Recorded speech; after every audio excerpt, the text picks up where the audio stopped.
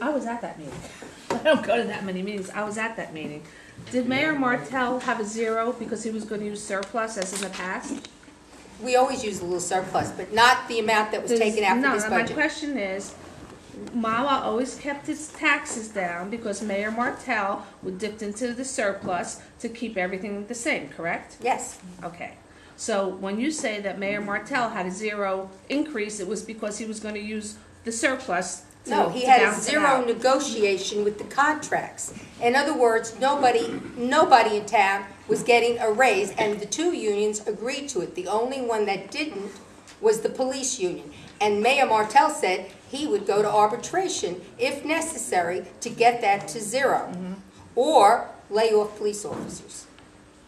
But in answer to your question, surplus money has been used in the Absolutely. past to not pass increases, some of the mandatory increases based on pension funds and such. Exactly. That's how Mayor Martell did it all these years. And that's Right. how it was done. Now, our surplus was very healthy at one time. I believe it was over $10 million, if I was correct.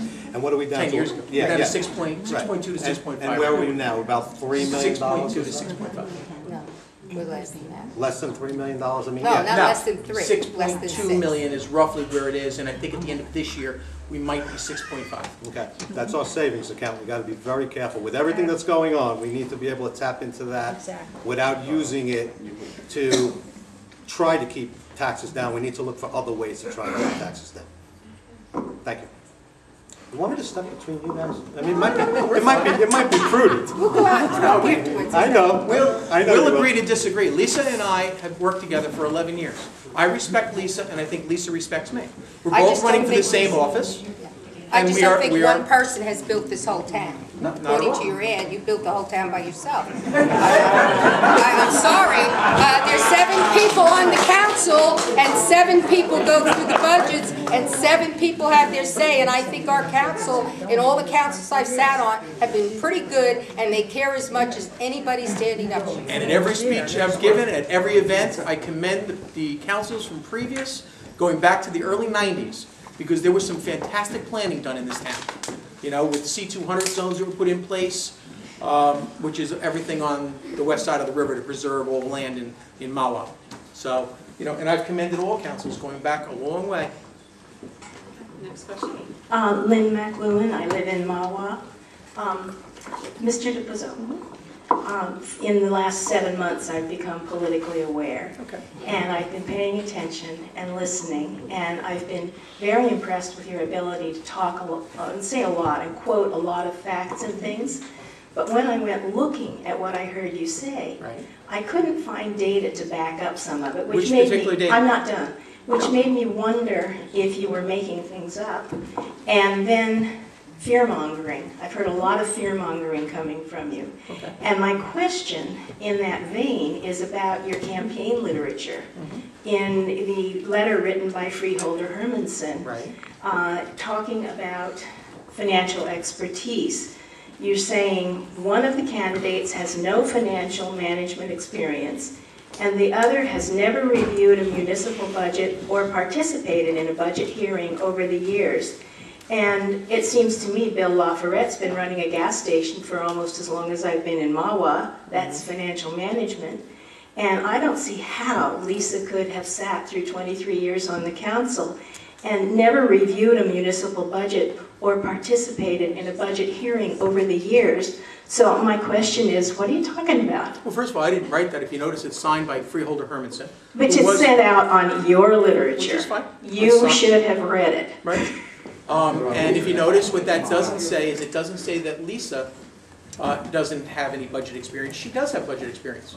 Mr. LaForette has never sat in a budget. In fact, we have had so far one meeting that Mr. LaForette has come and answered any questions. The Republican Club meeting, he wouldn't come to. There were questions. Last month's Tea Party meeting, he came here for 5 minutes, did a speech, and ran out the door, no questions. Okay?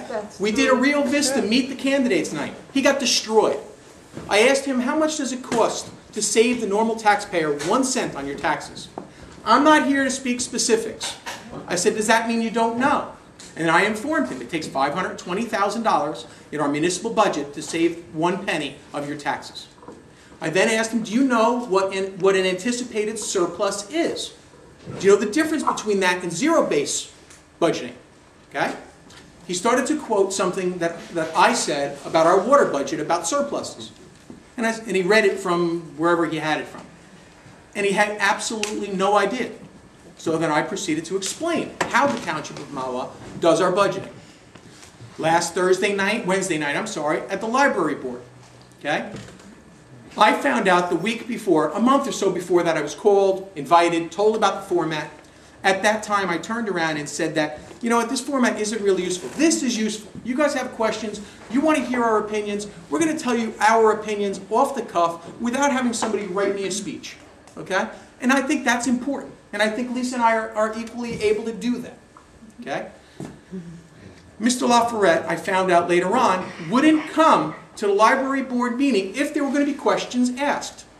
So I found out about this at the senior luncheon while I was serving lunch to the senior citizens for Halloween.